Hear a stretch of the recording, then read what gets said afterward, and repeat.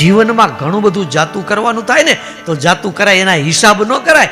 હિસાબ તો આ કલાકોના કરાય કે મારી અને તમારી ઉપરથી ક્ષણો વીતી રહી છે, દિવસો વીતી રહ્યા છે. કેટલી કલાકો મારી ભજનમાં ગઈ, કેટલી કલાકો મારી સત્સંગમાં ગઈ, કેટલી કલાકો મારી કથામાં ગઈ. કારણ કે આ બધી જ કમાણી, આ બધી જ સમૃદ્ધિ જે તમે એકત્રિત કરશો તે બધી અહીંયા પડી રહેવાની છે, એ કાંઈ સાથે નહીં આવે. જ્યારે કથામાંથી તમે જે લીધું છે એ સાથે આવશે.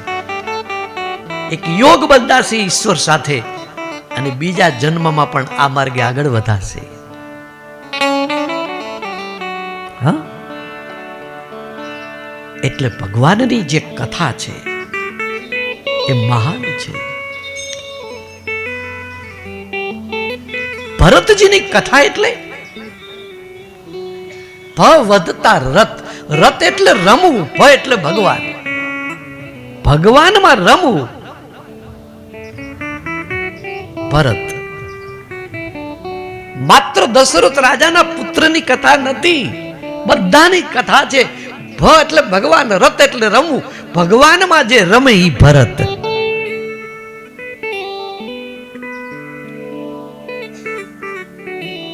ભરણ પોષણ કરે ભગવાન, ભગવાનમાં રમવું, ભક્તિમાં રમવું.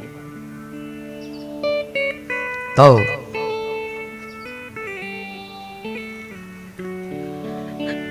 આપણા બધાની કથા છે. જીવનમાં મહત્વનું શું છે? સંસાર તરફ તો આપણે યાત્રા જન્મો જન્મ કરી છે. એવો કયો અવતાર છે કે જે અવતારમાં આપણે આ ઇન્દ્રિયોના 5 સુખ ન ભોગવ્યા હોય? આંખથી જોવાનું સુખ ઇન્દ્રને જે મળતું હોય એ મનુષ્યને મળતું હોય, અને મનુષ્યને આંખથી જે જોઈને સુખ મળતું હોય એ જ સુખ કૂતરાને ને ભૂંડડાને એવું જ મળતું હોય. એ પણ આંખથી કોઈનું સૌંદર્ય જોઈને એ રાજી થાય છે. કાનથી સાંભળવાનું સુખ, શરીરથી સ્પર્શ કરવાનું સુખ કયા અવતારમાં મળ્યું નથી? ઊંઘનું સુખ, નિંદરનું સુખ કયા અવતારમાં મળ્યું નથી? કહો એવો કયો અવતાર છે જેમાં નિંદર ન લીધી હોય? બીજા અવતારમાં તો આ જ કર્યું છે ને. ખાવું ને સુઈ જાવ, વંશવૃદ્ધિ કરવી, સુખો ભોગવવા. પરંતુ આ અવતાર માત્ર વિષય ભોગ માટે નથી. મનુષ્યને કહ્યું છે ભોર ભયો રજની થોરી, ઉઠ જાગ મુસાફિર ભોર ભયો. હે મુસાફિર જાગ, ઉઠ, સવાર પડ્યું છે, રાત વીતી રહી છે, કબ જગોગે? સંતોએ, મહાપુરુષે આપણા માટે કેટલી કેટલી મહેનતો કરી. આપ કલ્પના તો કરો કે આ મહાપુરુષો તો પામીને ગયા છે. કોના માટે આ ગ્રંથો લખ્યા? કોઈ ભજનો, કોઈ કીર્તનો, આ બધું આપણા માટે આપ્યું છે. અંદરથી ભાવ કરો તો તેજીને ટપોરો જ હોય. હવે ઊંઘ ઓછી કરો. હા, શારીરિક મહેનત કરતા હોય, મજૂરી, એને શ્રમની જરૂર છે, પણ એને વધારે તો નહીં. 6 થી 7 કલાક જ નિંદર લેવાય. નિંદર લેવી બહુ જરૂરી. આંખનો ખોરાક છે. મગજને આરામ મળે, હૃદયને આરામ મળે, બહુ જરૂરી છે. પણ પછી અતિશય નહીં નિંદર લેવી જોઈએ. બહુ નિંદરથી રોગોય થાય.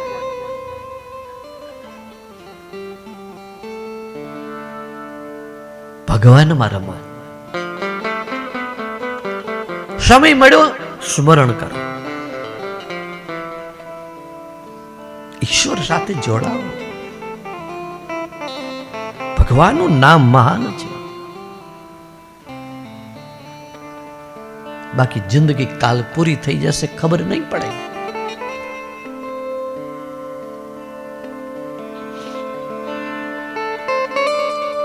જીવનનો ધ્યેય શું? આપણા જીવનનો ધ્યેય શું? બસ આટલું જ. જન્મવું, પછી ભણવું, પછી મોટું થવું, પછી પરણવું, પછી બાળકો, પછી એને મોટા કરવા, પછી એને પરણાવવાનું, પછી ઘરડું થઈ જવાનું, પછી દીકરાના દીકરા રમાડવાના, ત્યાં પૂરું. આ જીવનનો ધ્યેય છે.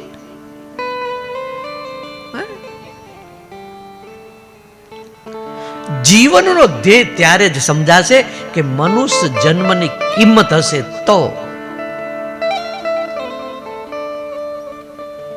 મનુષ્ય જીવનની કિંમત હોય તો વ્યક્તિના જીવનમાં એને ધ્યેય સમજાય, એને પોતાનું કર્તવ્ય સમજાય, એને પોતાનો ધર્મ સમજાય. હું કેમ આવ્યો છું, મારે શું કરવાનું છે. સીતારામ ચરણ રતિ મોરે. ભગવાન રામના ચરણો સિવાય, મતલબ ચરણનો અર્થ પગ નહીં કરવો. ચરણ એટલે ભગવાનનો આશ્રય. ઈશ્વરનો આશ્રય જીવનમાં નથી તો કાંઈ જ નથી. માણસની પાસે બધું જ છે, બધું જ છે. એક ભગવાનનો પ્રેમ નથી, મતલબ ભક્તિ નથી તો કાંઈ નથી. ચોમાસાની ઋતુમાં વાદળા કેટલાય હોય પણ ખાલી હોય ને તો એ કોઈ વાદળાની કિંમત નથી. ભલે એક જ વાદળું આવી જાય પણ થોડુંક વરસીને જાય ને તો એ વાદળાની કિંમત થાય. માણસ કેટલું જીવે એ મહત્વનું નહીં, થોડું જીવીને જાય પણ કંઈક ભક્તિ કરીને જાય, અનેકનું કલ્યાણ કરીને જાય. એ જિંદગી છે, એની કિંમત છે.